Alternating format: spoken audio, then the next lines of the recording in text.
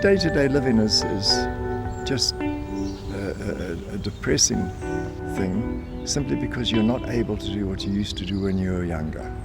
I got diagnosed with this condition 32 years ago, and I actually gave up smoking 30 years ago.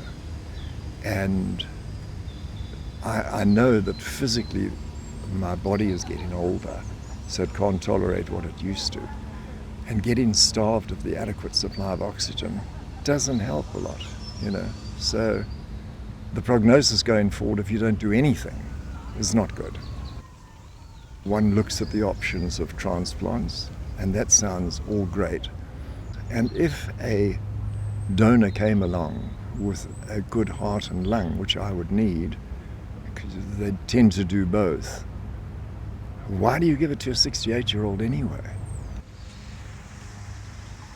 Of course your family tolerate you, but it's not a nice feeling to know that you're being tolerated. Everybody's worried, oh, you know, Dad can't do this, or, you know, and I want to be able to walk around my garden at home with my wife without having to go in a caddy cart or something like that.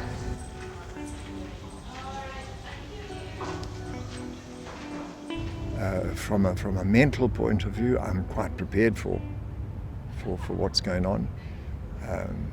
And I'm quite happy to judge it afterwards to say, wow, it's been good. Or else if it hasn't, okay, what have we lost? We haven't lost anything. Yeah, no, I'm excited. I'm apprehensive.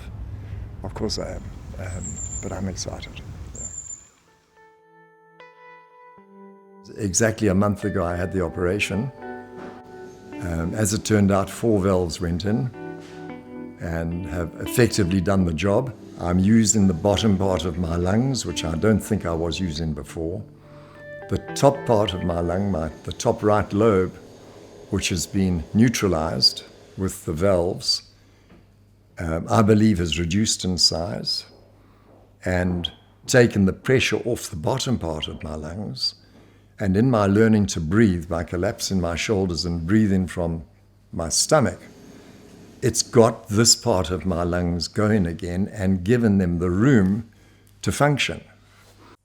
There's less shortness of breath when he talks, less stopping between words and sentences. I went to the top of the house yesterday. One of the things on our bucket list, we each made a bucket list, was... First day in ICU, we made a bucket list. Dad had to get upstairs to see...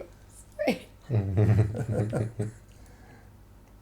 said to Dad, right, on my list, you've got to get upstairs to see whose room? Charlie's bedroom, yeah. Dad made it up there yesterday. Yesterday. Without even stopping. Straight up, in fact, you and I were going, Dad, slow down, you know. And they couldn't keep up. My bedroom was right above here, and there are 12 steps, quite steep steps. And I looked at that on the first night, and Jason, my son, put his shoulder under my bum. I took 1 step and he carried me the other 11. That's the way I got to this bedroom. Now, I walk up. I don't sleep in that bedroom. I sleep in another one, which is another 8 steps away, and I take all of them quite happily. But the biggest thing is food. And because, Dad, you've always loved your food. Definitely over the last couple of years, food had, come back to kind of tiny portions. Because, as you said, one mouthful, one breath. If you ate too much, there was no space to breathe. And as a result, you lost a lot of weight. The more I ate, the less I breathed. Because if I filled my stomach up, I was putting so much pressure on my lungs that in point of fact, my lungs couldn't bring in the air because of the pressure of my stomach. That's why they're envious. I'm going to withdraw from my fairly active business life. I'm going to enjoy my family. Am I breathing in better? Yes, I do. I think I take in more air, so maybe I get 10% from that, and maybe I've got an extra 30% of good lung working in my favor. So, I think the prognosis going forward is very good, very good.